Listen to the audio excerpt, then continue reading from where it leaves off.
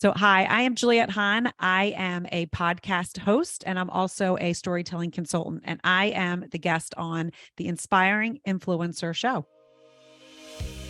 Welcome to the Inspiring Influencers Show. Paul and Jennifer Henczel host interviews with inspiring thought leaders, storytellers, entrepreneurs, and legacy builders just like you. Learn from experts about finding your voice, mastering your mindset, and creating movements with your message. Enjoy uplifting stories and powerful strategies. Get ready to transcend to new levels of success, happiness, and joy. Hi, everyone. This is Paul and Jennifer Henczel from the Inspiring Influencer Show. We are so excited to have Juliet Hahn as our guest today. Juliet is a wife, mom, consultant, storyteller, keynote speaker, podcaster, and content creator. Juliet guides people to explore their past in order to connect the dots to their own story while helping people connect to their passions. She also has a partnership with NFL Thread to create a series that explores the lives and stories of NFL spouses and partners. Mainly, Juliet is a ton of fun with a lot of infectious energy. Thank you so much for joining us today, Juliet. Thank you so much for having me. I'm really excited about this. So you knew Jen before, I believe through Clubhouse. We met on Clubhouse. We met in person at PodFest last year in Orlando, and it was a blast. You interviewed us with Fran on the Jedbird podcast, which was a load of fun. So yeah, it was just great. And the thing that was really funny is when Fran said, oh, wait, because I kept giving him people, I was like, wait, I kind of have a connection here. We can interview this because we knew we were going to do a collaboration at PodFest, Fran and myself. And he said, wait, I met this really cool couple, Jennifer and Paul Henczel. And I said, wait, I don't know why I know that name, but I believe I know Jennifer. I have to look. And I looked her up and I was like, oh my God, this is crazy. We actually know each other from Clubhouse. She's really good. And then he told me the story of how you guys met, and we, and then we all, all of us really hit it off. So that was fun to be able to, talk to you guys there live. Yeah. That's so amazing. So what's really neat, I don't know if we told you, I don't think we told you when we were at PodFest this story, but we were actually married in a football stadium. In the Raiders Oakland Alameda Coliseum, because Paul's a big football fan. And so we really connect with you on that. We're kind of excited to ask you some questions about your NFL situation. So tell us all about that. Tell us, what is that all about? What do you do for them? Right. So, it's actually funny. When I started my podcast in 2019, Your Next Stop, I was interviewing people, I still am, but that have followed a passion. Years and years and years before, when I was 16, I actually babysat the Zordiches, Michael and Cynthia Zordich, their kids, because Michael played for the Eagles. He was with the Eagles. I was like 16, 17. My mom's a kindergarten teacher in town. It was a small town right outside of Philadelphia. And so my sisters and myself, a bunch of friends, we were all like the babysitters. It was like, okay, who can do this house? Who can do this house? And Cynthia and I just really, we had this great bond. I also sat for her sister. And at the time I was watching Cynthia really create something behind the scenes as like the 16, she was like, going in the dark room, coming out with these amazing pictures, giving them to Michael, saying, hey, just, bring them, to practice, training camp, what have you. So fast forward, we always stayed in touch. My mom stayed in touch with the families and I stayed in touch social media. When I started the podcast, she was one of the first people that came to mind because I just remember having this really amazing feeling of loving what she was doing. She had a really loving family. She was really creative, really just awesome energy. The kids were great. Michael would be in and out. They always had friends and it just was like a great atmosphere. So I was excited to interview her. And what I didn't know is at the time that she was doing this darkroom stuff, they had moved. So she gave up a entrepreneur job that she had. She was a photographer. So she created this whole business in Arizona where Michael played for the Cardinals, and she had to move and uproot. And then what was she going to do? So I was watching her, which I did not know, create this business from her mind, bring it she would bring these pictures, Michael would bring them. Someone in the organization of Philadelphia said, Cynthia, can we hire you? I would love for you to so this is where then I came in as I was babysitting. So that's how it really got started. When I had her on the podcast, I said to her, she started telling me about a couple events that they do before the Super Bowl. One of them is she has now started this organization called NFL Thread. And it's like the LinkedIn for women of the NFL. So to keep everyone together, if you're in the league, out of the league, it's to teach you all the different things that happen in the league. A lot of people don't realize the NFL has so many great resources for players and families. We just hear about the negative stuff, right? I mean, not all negative stuff, but we don't realize they have so much stuff and so much resources for these guys and their spouses. So Cynthia wanted to create that. She went to the NFL, Troy Vincent at the time, and was like, we need resources that the women know about. You can't give it to the guys. The guys are not reading it. They're, practicing, they're staying healthy, they're doing this. You got to get it in the women's hands, the moms, the spouses, the grandmoms, whoever it is. So he said, well, can you do something? So she started Thread. And so when we were talking and she started talking about that, I was like, wait, so you do like a luncheon on the Thursday before the Super Bowl? She said, yes, we've been doing it. I've been doing it for 7 years. And then on Friday before the Super Bowl, there's this huge fashion show, this huge event. Off the Wives Field Association, Wives Association runs it. And they've been doing it for, this year was the 22nd year. And they raise money for a local charity through this. So there's 400 people, they bought tickets, and all those proceeds go to a local charity. And I said to her, well, what do you mean? Why don't we know about this? 22 years, you raised millions of dollars. Like, this is insane to me. So that's when we got together. Fireside I was an early creator on Fireside, which is Mark Cuban and Fallon Fadimine's app. I had just started doing my live show on there. And so I started getting, some traction. I got a good following. So I said to her, why don't we just do it there? We can stream live. We can do this at the events. We can also have players and spouses and whoever it's on talk about their story. So we have 2 different shows, YNS, like Your Next Stop with NFL Thread, and then YNS Live with NFL Thread Pivot. And that's really about when the families leave the league, the husbands, the wives, what it looks like.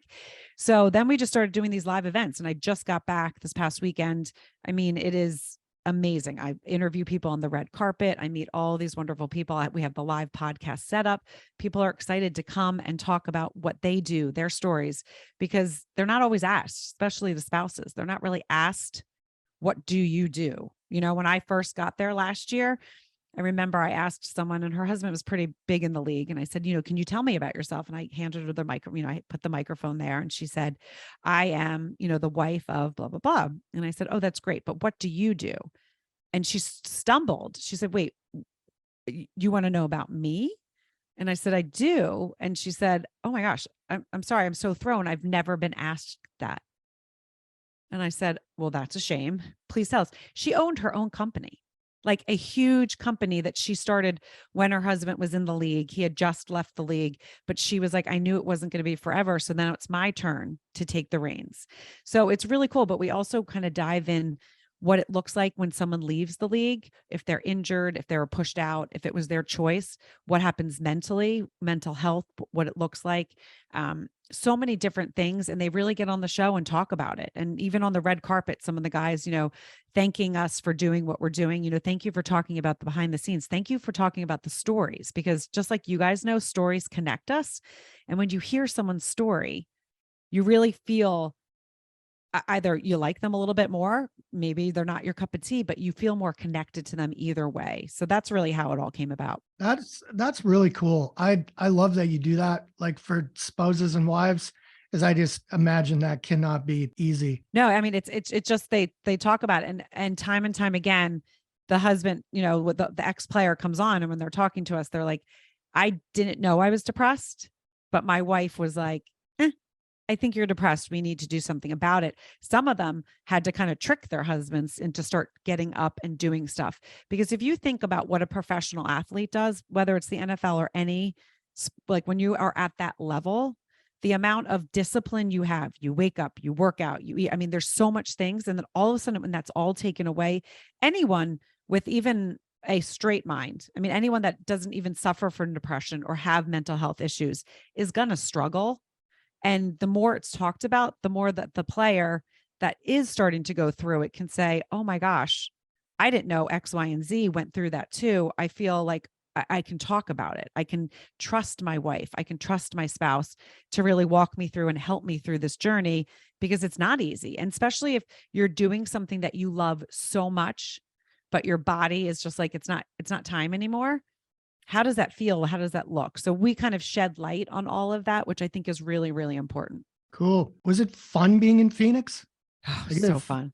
Yeah, is the atmosphere cool? It's so cool. And I have to say, I probably still am not sleeping completely because the adrenaline's still like going through my veins. I mean, I interviewed over 40 people in 2 days, and it was 2 hours, 3 hours at a time. I mean, it was just boom, boom, boom. It really is where I am meant to be. It's really cool to see. I don't know half of the people. I don't know half of their names.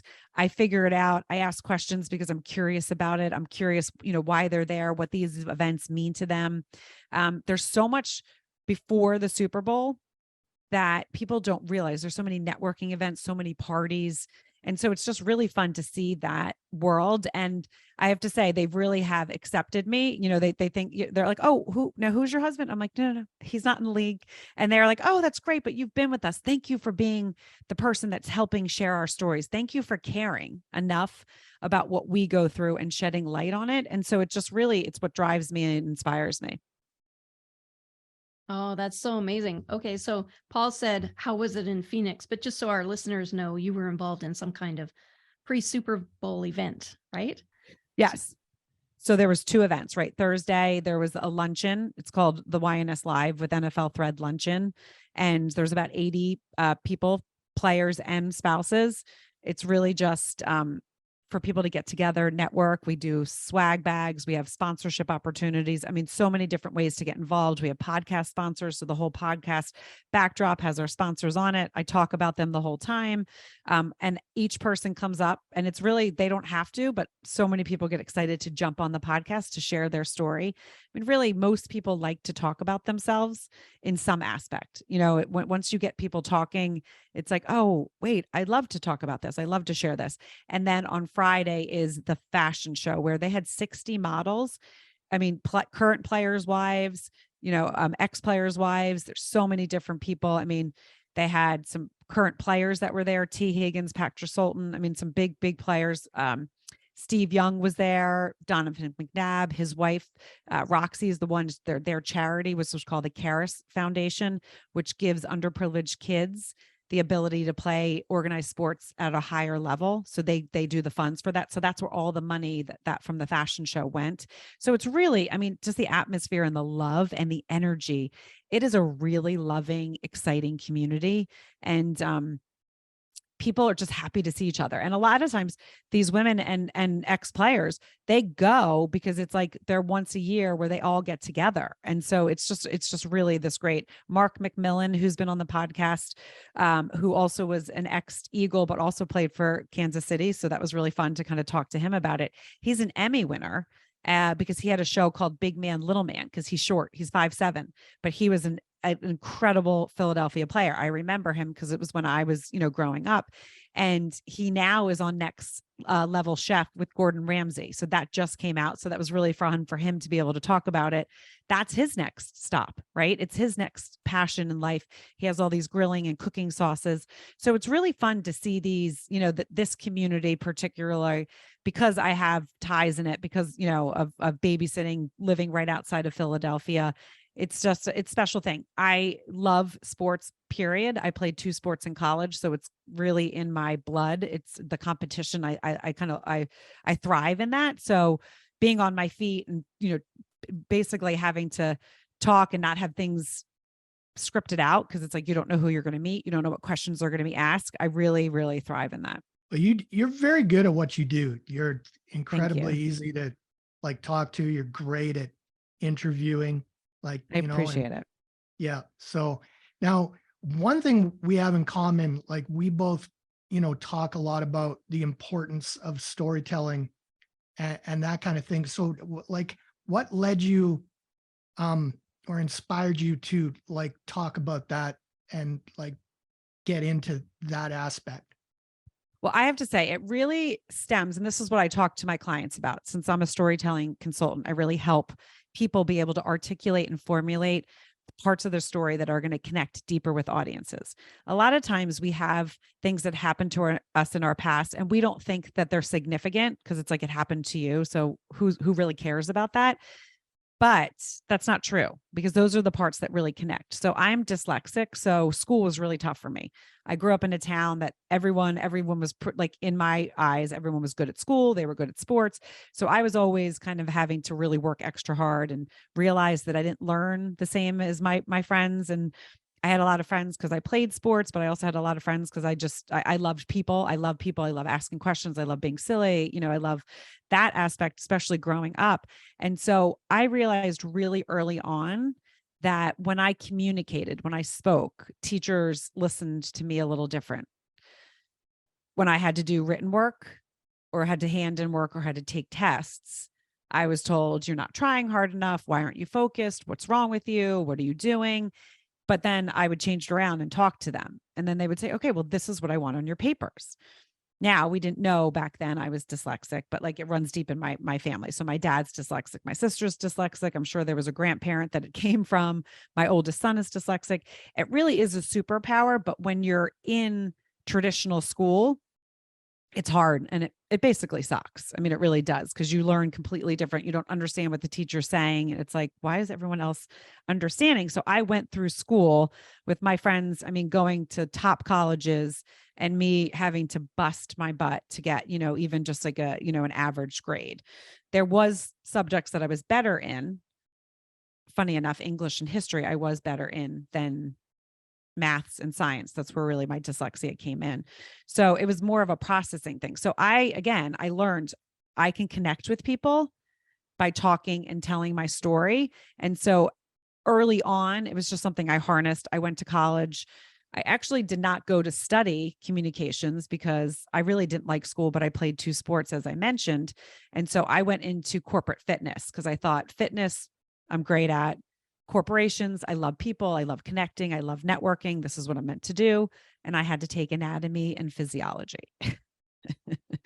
Very quickly, I was like, oh, I don't know if I want to do this. Stumbled upon communications, radio, television, and film, and fell in love. But with the communications part, I really didn't see myself as creative.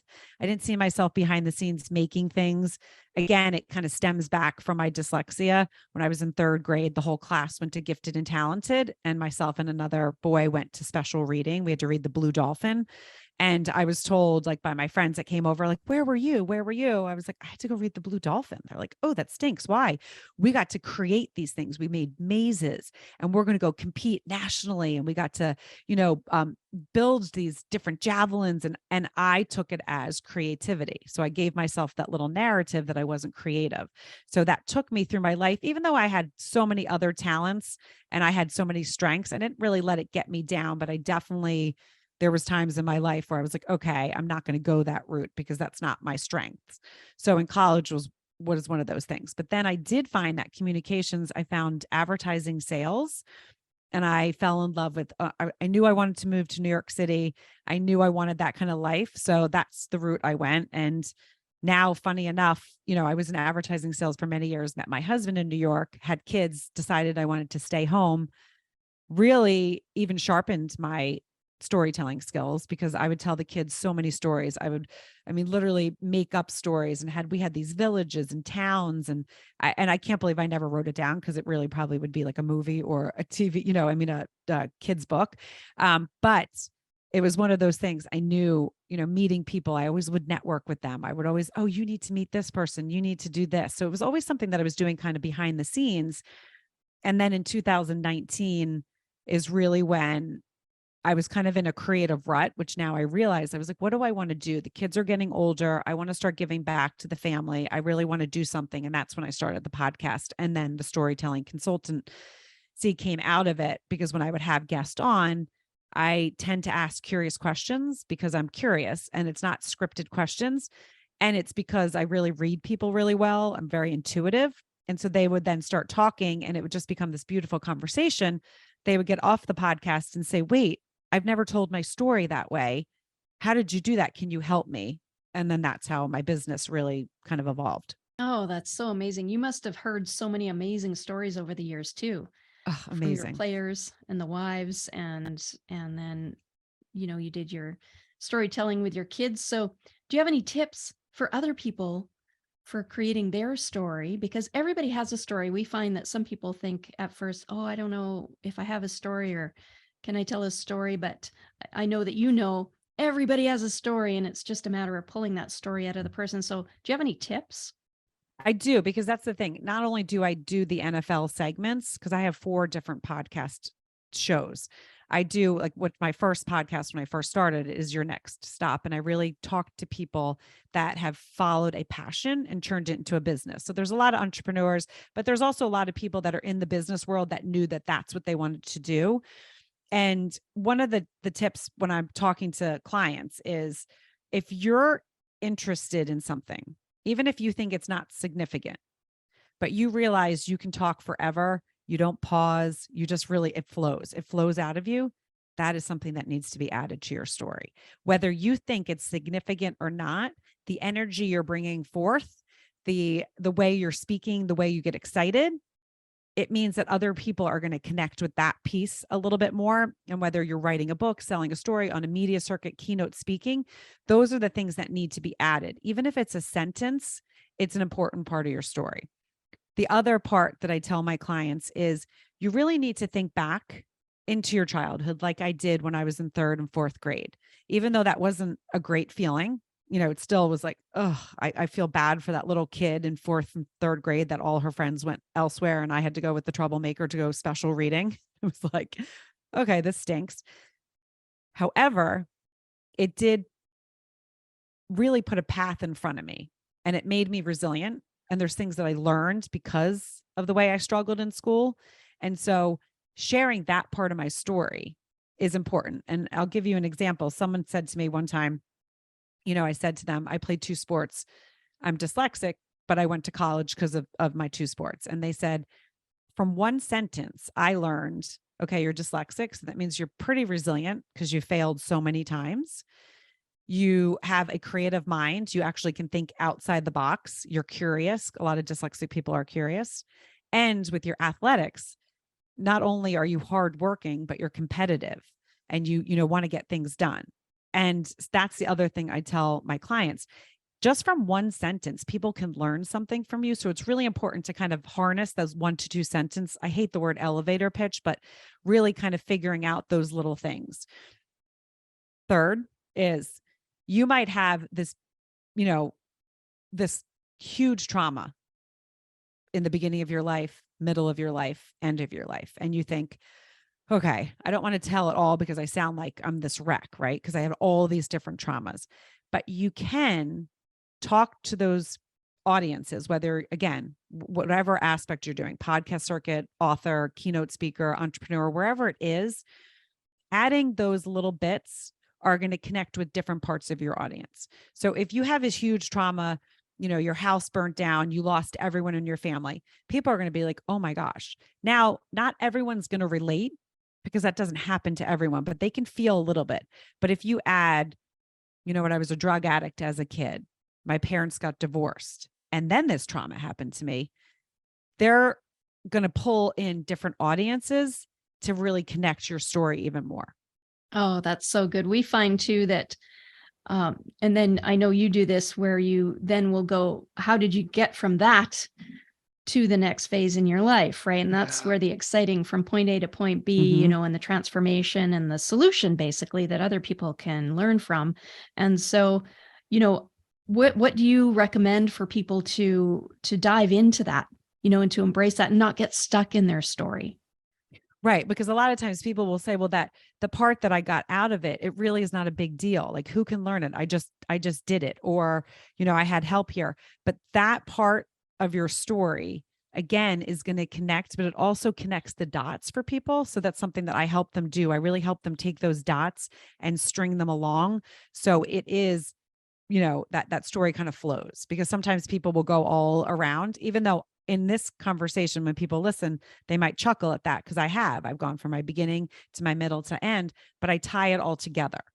And that's just something I've learned from practice. It's the way my brain works. I actually have a direction thinker brain. So I'm able to do that pretty well. Some people are left to right thinkers. Some people are, think up and down. So it is kind of important to think about how you express yourself the best and do that instead of trying to change your brain. So if someone said to me, I need you to stay in chronicle order, I could do that, but it might not be as authentic. That's great. That's wonderful. Yeah, just being you and being authentic and really letting that uniqueness shine through in your story. That's amazing. And you're so good at it, and you're so good online, and you're so encouraging and uplifting and very positive. And so I really hope people can connect with you. Thanks.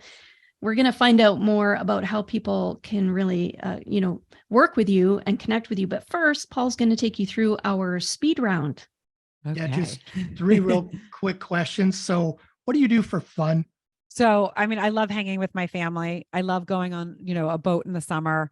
I love and I know people are gonna be like, that's fun, but I love walking my dogs. I really do. But being with my family is the main thing. Dinner, just sitting around, debating, talking, watching movies, going on trips, traveling. Love it. Awesome. Do you have a favorite quote? Do I have a favorite quote? There's so many different quotes that that resonate with me, but there is one, and I'm going to butcher it because I don't have it written in front of me, but there is one that says something about brave girl. And it talks about, it doesn't matter how crazy your life is, because craziness is made for the brave, not for the weak. And I love that, because when life is like, doing these events, and crazy to me is very endearing. Crazy means like fun and energy, not like lunatic crazy. And so that's why that kind of resonates to me. But when you're doing all these things, it really is important not to dwell on the little details. You have to kind of let life go. You have to see where it is. You have to dream big, and then go after those dreams instead of just being like, oh, well, why me? Who can do this? Someone might say that is in my position. Like, I would never have the balls to go in the NFL circles and ask these questions to people, because how can you relate? But as a mom, as a wife, I'm curious about how they level it up and do all the things they've done. I've moved, I've done these things. So it's really about being confident in who you are and confident in who your abilities are. So that's why I love that quote. That's great. But it's it's not completely correct. Yeah. Who's inspired you the most? Who has inspired me the most? That's a good question. And I'm going to pause for a second because I got to think about that. I don't know that, and this is funny because I don't know that I have like an individual completely. Like, I know my mom is a really, really strong woman and has been through stuff and has really come out on the other side and has always supported us. My kids inspire me every day, seeing them navigate stuff. My husband, the way he handles the family and handles all of us in our crazy town. Those are people that definitely inspire me on a day-to-day basis.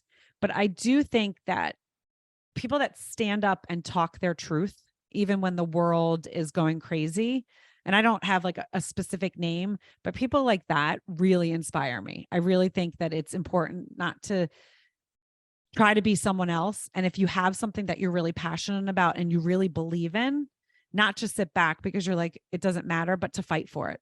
Well, that's amazing, because that's exactly what you do. And we'll share this also in the Women in Podcasting community. So we're going to be sharing this on inspiring.show, where you can find all the links. And so the podcasts you do for the NFL, are those public? So they are. So I do, you can find them on Fireside. You can find them on YouTube. Everywhere it's Juliet, Juliet Hahn, Hahn, but also all my socials are I am Juliet Hahn. Funny story. There's a professor at the Citadel that has my exact name. She's a Korean woman. So when people look, they're like, wait, that's not her. That is not me. So I am Juliet Hahn. But so those go out on my podcast player. Even though we keep them live, we really keep them raw and don't do a lot of editing because they come from Fireside, but they're streamed live. YouTube, Twitch, and LinkedIn the same time that we do them. So like you can catch the whole raw kind of fun where I'm like, saying to my producer, are my lips chapped? And I'm like, wait, am I muted? Those kind of fun things. Cause it is really, or like, I have to pee.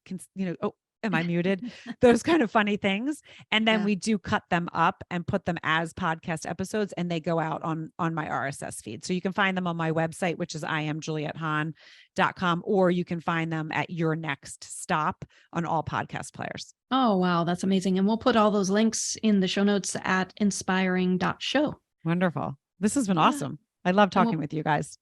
Oh, we love Yeah, talking us with you too. Where can people find more information about you specifically then and working with you? So they can go to, again, my website, which is IamJulietHahn.com. There's a work with me tab. I do corporate events. I do public speaking. And I also do the one-on-one storytelling consultancy. And the way that works is I do packages. So I like really work with people. I help them also be able to get their story condensed. So sometimes you have, an hour and a half story, but you're going on a podcast for 30 minutes and you're like, well, how do I do that? So I really work with people on practicing all different levels of how to share their story.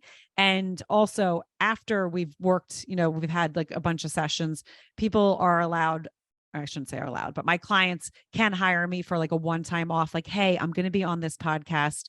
This is the audience. Can you help me pick out the parts? So like, for instance, I'll have a client that is really educational based, but their story is like a really intense story, but they're talking to the intense story kind of people. And I'm like, you touch on this educational base, but it's really about your personal story, or vice versa. Like you're talking to the education crowd. You want to be able to touch on your story, even if those questions are not asked. Like one of the things that I'm sure your listeners can hear, you guys asked me questions, but I was able to weave in parts of my story that are important, that I know are going to connect deeper with people. And not everyone knows how to do that. And not everyone knows how to do it well, because sometimes they might add it and it didn't make sense. And it's like, oh, okay, well, that didn't make any sense. But I really teach them how to do that. So that is all at IamJulietHahn.com. Well, you really walk your talk. You're a master storyteller. So I hope people connect with you that way. And thanks for being here with us today. Yes. Thank you guys so much. So good to see your faces again. Yeah, you too. It was a lot of fun. Bye for now. Bye. Bye.